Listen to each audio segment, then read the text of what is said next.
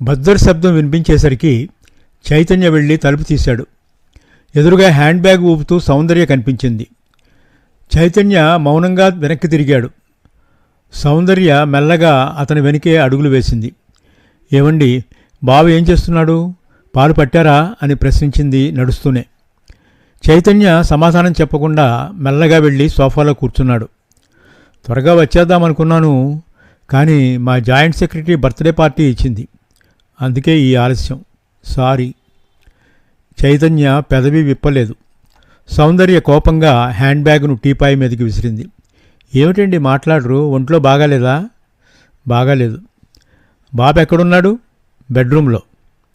గబగబా లోపలికి వెళ్ళింది సౌందర్య. ఇంకో పరిస్థితిలో అయితే చైతన్య ఉత్సాహంగా అడుగులు వేస్తూ ఆమెను అనుసరించి ఉండేవాడు. కానీ సూర్యం చెప్పిన సలహా అతని మనసులో ఇంకా మెదులుతూనే ఉంది. అతివలతో అతి తక్కువగా మాట్లాడాలి.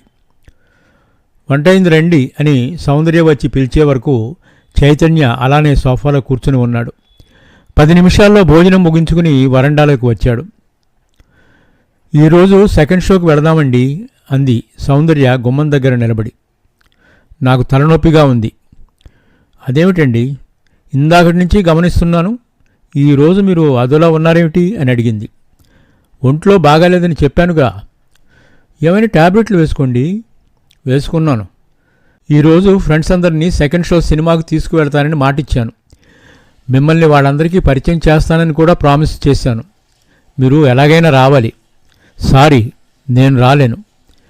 మీరు రాకపోతే నా పరువు పోతుంది. I can't help. టికెట్స్ కూడా రిజర్వ్ చేయించానండి.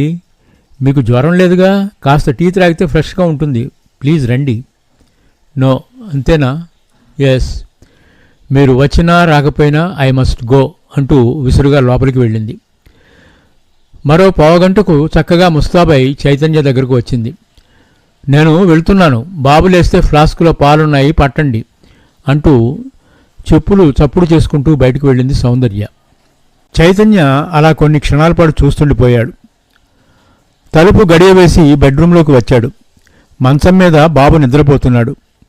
కొడుకు ప్రక్కనే నడుము వాల్చాడు. పైన తిరుగుతున్న సీలింగ్ ఫ్యాన్ వైపు చూస్తూ ఆలోచించసాగాడు. సాయంత్రం లాన్లో కూర్చున్నప్పుడు సూర్యం తనతో చెప్పిన మాటలన్నీ నిజమే అనిపించాయి. అవన్నీ అతని చెవుల్లో మార్మ్రోగసాగాయి. ఆడవాళ్లకు ఎంత స్వేచ్ఛ అవసరమో అంతవరకే ఇవ్వాలి. అసలు ఆ మహిళా మండలికి చెల్లాయిని ఎందుకు పంపించావు? అక్కడ బ్రెయిన్ వాష్ చేసే మనుషులున్నారు. చెల్లాయి మనసు చెడగొడతారు వాళ్ళు. మన బలహీనతలు ఆడవాళ్లకు తెలియనివ్వకూడదు. నీవు ఆరంభ దశలోనే ఉన్నావు కాబట్టి చెల్లాయిని నీ మార్గంలోకి తెచ్చుకోవడం తేలిక. మంచం మీద పండుకున్నాడన్న మాటే గాని చైతన్యకు నిద్ర రావటం లేదు. మనసంతా సౌందర్య గురించే ఆలోచనలు. సౌందర్యలో ఈ మధ్య మార్పు రావడం తను గమనిస్తున్నాడు. ఆమె మాటల్లోనే కాదు, చేతల్లో కూడా ఎంతో మార్పు కనిపిస్తుంది. సూర్యం లాయర్ కావడం చేత ఈ విషయం తనకంటే ముందే గ్రహించాడు. తన ప్రాణ స్నేహితుడు కావడం చేత రాబోయే ప్రమాదాన్ని గురించి అతను హెచ్చరిస్తున్నాడు. సూర్యం చెప్పినట్లుగా తను త్వరగా మేల్కోవాలి. సౌందర్యను తన మార్గంలోకి మళ్లించుకోవాలి. చైతన్య ఫోన్ దగ్గరికి వెళ్ళి సూర్యానికి రింగ్ ఇచ్చాడు. హలో అంటూ పలకరించాడు సూర్యం. చైతన్య స్పీకింగ్. నీవన్నట్లు మీ చెల్లాయికి ఎవరో బ్రెయిన్ వాష్ చేశారా? ఏమైంది? నేను వద్దని వారించినా వినకుండా ఆ మహిళా మండలి ఫ్రెండ్స్ని వెంటబెట్టుకుని సెకండ్ షోకి వెళ్ళింది. నీ సలహా కోసం ఫోన్ చేశాను రా. అయితే ఓ పంచేయి, చెల్లాయి సినిమా నుంచి వచ్చాక తలుపు తట్టితే నువ్వు తీయకు. ఓ చాప దుప్పటి వరండాలో పడయి. ఏమోరా, ఇది ఎలాంటి పరిణామాలకు దారితీస్తుందని భయంగా ఉందిరా. డోంట్ వర్రీ, ఆవిడకు ఆ మాత్రం పనిష్మెంట్ ఇవ్వక తప్పదు. అసలు నేనే స్వయంగా ఇప్పుడు మీ ఇంటికి వచ్చి చెల్లాయిని మందలిస్తే బాగుండేది. కానీ ఇక్కడ అమ్మ నాన్న ఉన్నారు. రేపు ఉదయమే వాళ్లను రైలెక్కించాలి. నువ్వేమీ బెంగపడకు, నేను చెప్పినట్లు చెయ్యి. Good night. ఫోన్ పెట్టేసి గదిలో మూలగా ఉన్న చాపను తలగడను దుప్పటిని తీసుకువెళ్ళి వరండాలో పెట్టి తలుపు గడియ వేసి మంచం మీద నడుము వాల్చాడు చైతన్య. సౌందర్య సినిమా నుంచి ఎప్పుడు తిరిగి వస్తుందా అనుకుంటూ గడియారం వైపు చూస్తూనే నిద్రపోయాడు చైతన్య. చైతన్యకు మెలకువ వచ్చేసరికి తెల్లారింది. ఉలికిపడి లేచాడు. గబగబా వెళ్ళి తలుపు తీసి చూశాడు. నిద్రలో ఉన్న సౌందర్య కనిపించింది. ఆ పరిస్థితిలో ఆమెను చూడగానే అతని హృదయం కరిగిపోయింది. ఆమెను అలా కష్టపెట్టినందుకు తన మీద తనకే కోపం వచ్చింది. వెంటనే నిద్రలేపి క్షమాపణలు చెప్పాలనుకున్నాడు. కానీ అంతలోనే సూర్యం చెప్పిన మాటలు గుర్తుకు వచ్చాయి. తలుపు దగ్గరగా వేసి లోపలికి వెళ్ళి మంచం మీద పండుకున్నాడు. నేను పుట్టింటికి వెళ్తున్నాను అన్న మాటలు వినగానే ఉలిక్కిపడి లేచాడు చైతన్య. ఎదురుగా సౌందర్య ఓ చేత్తో బాబును మరో చేత్తో సూట్ కేసును పట్టుకుని నిలబడింది. అనుకోని సంఘటన ఎదురయ్యేసరికి కంగారు పడ్డాడు చైతన్య. ఇప్పుడంత అవసరం ఏమొచ్చింది సౌందర్య అని అడిగాడు. అందుకు సమాధానంగా వెళ్తున్నాను అనేసి గబగబా బయటకు వచ్చేసింది సౌందర్య. రోడ్డు మీద పోతున్న ఆటోను ఆపి అందులో కూర్చుని పిల్లాడితో సహా రైల్వే స్టేషన్కు బయలుదేరింది సౌందర్య. సౌందర్య రైల్వే స్టేషన్కి వెళ్ళేసరికి ఆమె ఊరు వెళ్లాల్సిన రైలు ప్లాట్ఫారం మీద సిద్ధంగా ఉంది. కొంచెం ఖాళీగా ఉన్నదనిపించిన కంపార్ట్మెంట్ చూసి ఎక్కి కూర్చుంది. రైలు మరో 5 నిమిషాల్లో కదులుతుంది అనగా హడావుడిగా ఓ ముసలాయన మామగారు కంపార్ట్మెంట్లోకి ప్రవేశించారు. సౌందర్యకు ఎదురుగా ఉన్న సీట్లు ఖాళీగా ఉండడం చేత వాళ్ళిద్దరూ అక్కడ కూర్చుండిపోయారు.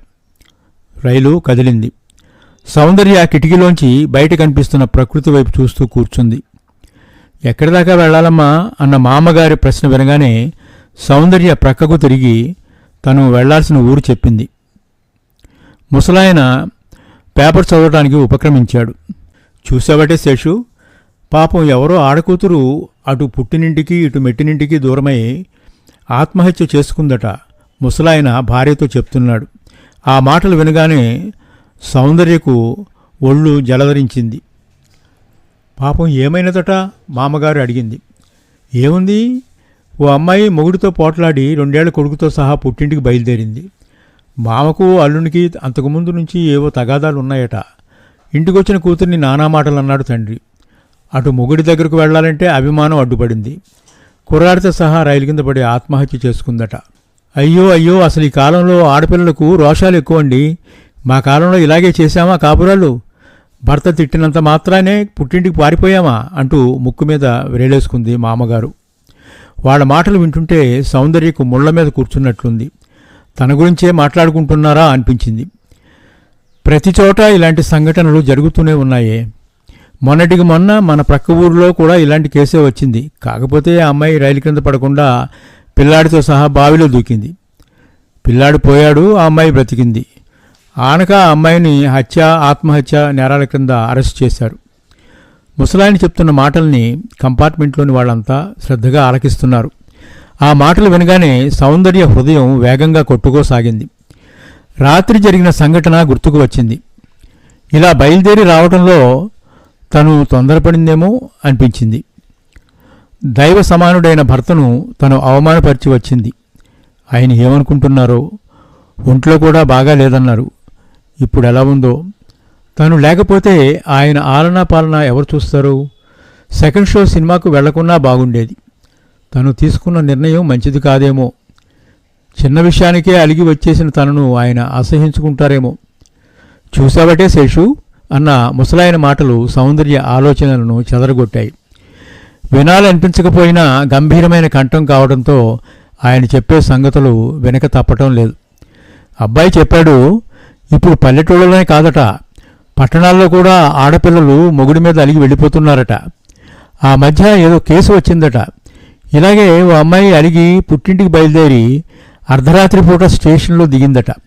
ఒంటరిగా వచ్చిందన్న విషయం కనిపెట్టి 2 రౌడీ వెధవలు ఆమెను బలాత్కారం చేయడానికి ప్రయత్నించారట. వాళ్ళ చేతులు పడిపోను. వాళ్ళకదేం పోయే కాలం అండి, వాళ్ళకు భార్యలు తోబుట్టులు లేరా? మా అమ్మగారు మండిపడ్డారు. సౌందర్య ముసలాయని చెప్పే మాటలు వినలేకపోయింది. ఎప్పుడు ఈ కంపార్ట్మెంట్లోంచి బయటపడదామా అని ఎదురు చూడసాగింది. అంతలోనే ఓ స్టేషన్లో రైలు ఆగింది.